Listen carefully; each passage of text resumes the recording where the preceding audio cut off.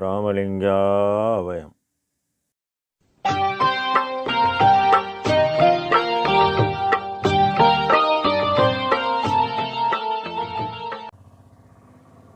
அருட்பெரும் ஜோதி அருட்பெரும் ஜோதி தனிப்பெரும் கருணை அருட்பெரும் ஜோதி. எல்லா உயிர்களும் இன்புற்று வாழ்க. வள்ளல் மலரடி வாழ்க வாழ்க.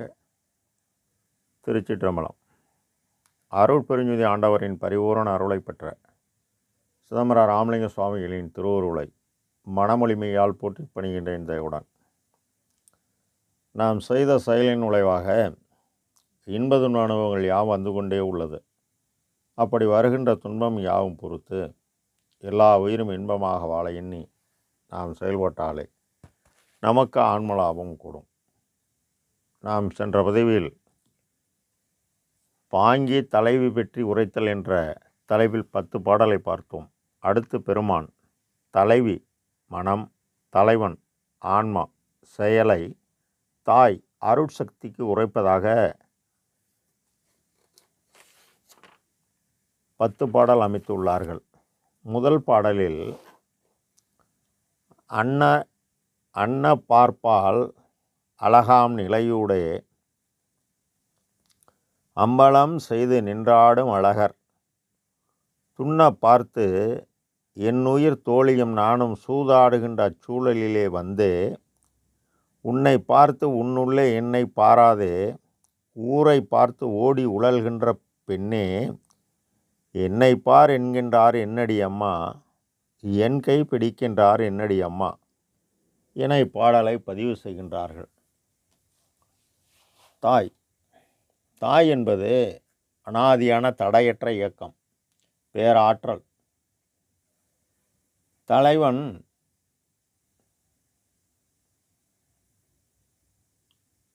அனாதியான ஆன்மா. இது சிறிய ஒளி. இந்த சிறிய ஒளி இயக்க இந்த தலைவியாகிய மனம் இயங்குகிறது. ஏன் அவ்வாறு அமைத்துள்ளார் எனில்,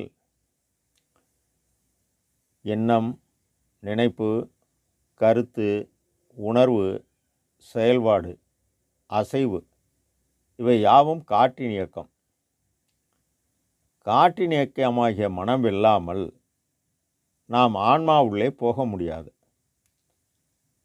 ஆன்மா உள்ளே போனால் உயிர் தாயாகிய பேராற்றல். இந்த பேராற்றல் நாம் பெற்றே ஆக வேண்டும். பேராற்றல் பெற்றால்தான் பெருஞ்சோதியுடன் கூட முடியும். இதனை அகவலில் சீருற அருளாம் தேசுர அழியா பேருற என்னை பெற்ற நற்றாய எனவும் ஆன்றசன் மார்க்கம் அணிபெற இணைத்தான் ஈன்றமுது அளித்த இனியனல் தாய எனவும் கலக்கமும் அச்சமும் கடிந்தனது உள்ளத்தே அலக்கணம் மரண துன்பம் தவிர்த்தருள் அன்புடை தாய எனவும் தூக்கமும் சோம்பலும் என் துன்பமும் அச்சமும் இயக்கமும் நீக்கிய என் தனி தாய எனவும் சித்திகள் எல்லாம் தெளிந்திட எனக்கே சத்தியை அளித்த தயவுடை தாய எனவும் சத்தினி பாதம் தனையணித்த அணைமேல் வைத்தமுதளித்த மரபுடை தாயே எனவும் கூறுகிறார் நம் ஐயா. எண்ணுவது மனம். அந்த எண்ணத்தை செயலாக்குவது மனம். இது காற்றின் இயக்கம். இந்த எண்ணம் செயலாக்கி நீ தினசரி காலம் உள்ளவரை பசித்த இலைகளின் பசியை போக்குவது பரோபகாரச் செயல். நீ செய்த பரோபகாரச் செயலால் உனக்கு ஆற்றல் கூடினால்தான் தன்னிகரல்லா தலைவனை காட்டியே என்னை மேல் ஏற்றிய இனியன தாயே என கூறுகிறார். தலைவியாகிய மனம் தலைவனாகிய ஆன்மாவை காட்டும். ஆன்மா தாயின் பேராற்றலையும் தந்தையின் பேரறிவையும் பெற வேண்டும். அன்ன பார்ப்பால் அழகாம் நிலையூடே அம்பலம் செய்து நின்றாடும் அழகர். அன்னப்பறவை மிகவும் தூய்மையானது, வெண்மையானது. குளத்து தண்ணீரில் நீந்தி அழகாய் நின்று ஆடும். பார்ப்பு என்பது தவழ்கின்ற அன்னப்பறவின் குஞ்சு நீர்மேல் வெளியில் நின்றாடும். புறம் அகம் அன்னம் என்கின்ற உணர்வு இல்லையெனில் இந்த பறவையாகிய உடம்பு இறப்பதுடன் இந்த உடலின் குஞ்சுகளாகிய ஜீவன், கரணம், கருவி, தத்துவம் யாவும் இறந்துவிடும். அன்னம் உண்ட உடலை அழகாக புருவமத்தியுள் உள் ஆன்மானு ஒளி, ஒளிக்குள் ஒளியாக சிற்றம்பலத்தில் நின்று ஆடும் அழகர் கடவுள். அவர் உள் நின்று இயக்க ஜீவன் இயங்குகிறது. அதனுடன் ஜீவன், கருவி, கரணம், தத்துவம் யாவும் ஜீவித்து வாழ்கிறது. உடலாகிய அன்னப்பறவையில் தலையினுள் ஓடையிலே ஊறுகின்ற தீஞ்சுவை தண்ணீரிலே உகந்த தண்ணீரடைய தாமரை மலர்மேல் சுகந்த மனம் பரப்பிக்கொண்டு ஆன்ம ஒளியாய் வீற்றுள்ளார். அவர் தூய்மையானவர். அவரை காண நாம் மனம் தூய்மையாகணும். துண்ண பார்த்து அவரை நெருங்க முதல்ல மனம் ஆன்மாவை நெருங்கணும். ஆன்மா பேராற்றலை நெருங்கணும். பேராற்றல் பெருஞ்சோதி பேரறிவை நெருங்க முடியும்.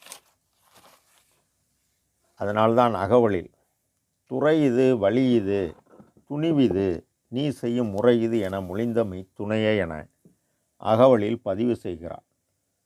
திருவருட்பாவின் சாரம் ஜீவகாருண்ய ஒழுக்கம். அறிவு விளங்கிய ஜீவர்களுக்கெல்லாம் ஜீவகாருண்ய ஒழுக்கமே கடவுள் வழிபாடு, கடவுள் காட்டிய பாதை, கடவுளை அடையும் பாதை. என் உயிர் தோழி மனம். ஜீவகாருண்யம் காலமுள்ள வரை தினசரி தடைபடாது பரோபகார செயல் நீ செய்ய செய்ய உனக்கு ஆற்றல் கூடுகிறது. இந்த எண்ணம் மேலோங்கி செயல்பட நிலையற்ற எண்ணம் யாவும் அடிபட்டு மனத்துக்கண் மாசு நீங்கி எண்ணுவது நின்றால் உனக்கு ஆற்றல் பூரணமாகி தோழியாகிய மனம் நான் எனும் அகங்காரம் தவிர்த்து நின்ற ஆன்ம ஒளியுடன் உபகார சக்தி கூட்டும். ஆன்மா பிரகாசத்துள் பிரகாசம் பெறும். இப்பொழுது உலகறிவு கடந்து அருளறிவு பெறும் ஆன்மா. சூதாடுகின்ற சூழலில் சூதாட்டம் மறைத்து விளையாடுவது வெற்றி பெற்றால்தான் வெளியே தெரியும். இந்த மறைத்து விளையும் விளையாட்டு மனத்துக்கும் ஆன்மாவுக்கும் நடைபெறுகிறது. ஆன்மா வெற்றி பெற்றால்தான் ஆன்மா வெற்றி பெற்று அடுத்த நிலைக்கு போகும் பொழுது கடவுளுக்கும் ஆன்மாவுக்கும் நடைபெறும் விளையாட்டில் சக்தியாகிய தாய் சக்தி தரவில்லை எனில் தலைவனை காண முடியாது. உன்னை பார்த்து எவ்வாறு நம்மை பார்ப்பது?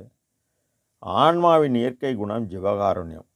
ஆக ஜீவகாருண்யம் செய்ய செய்ய ஆற்றல் பெற்று ஆற்றல் ஆன்மாவுடன் கூற ஆன்மறிவு உண்டாகும். இந்த ஆன்மறிவு யாருக்கு உண்டாகும் எனில் எங்கே கருணை இயற்கையில் உள்ளதோ அவருக்கும், அவர் யாரேனும் இறங்குகின்றாருக்கு அவருக்கு சீராகி ஆன்மறிவு கூடும். இப்போ கடவுளை ஆன்மறிவை கொண்டு தான் பார்க்க வேண்டும். இந்த அறிவு உச்சி முதல் உள்ளாங்கால் வரை உணர்வாகவும் உள்ளது.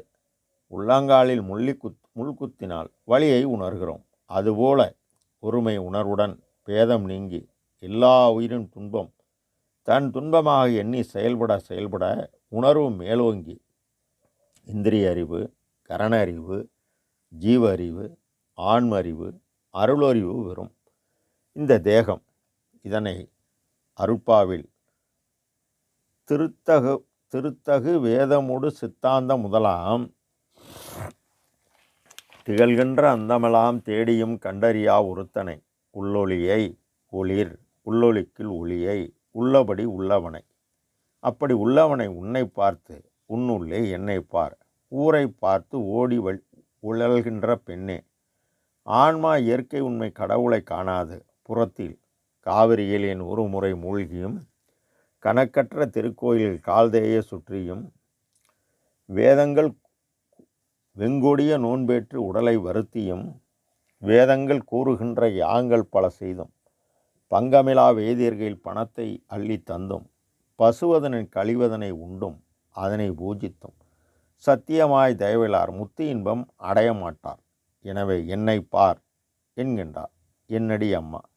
தன் தாயாகிய பேராற்றிலிடம் அறிவு விளங்கி ஜீவகாருண்யம் செய்து ஆற்றல் ஆன்ம ஒளியுடன் கூடி ஆன்ம அறிவை கொண்டே காண என்னுள் முயல்கிறேன்.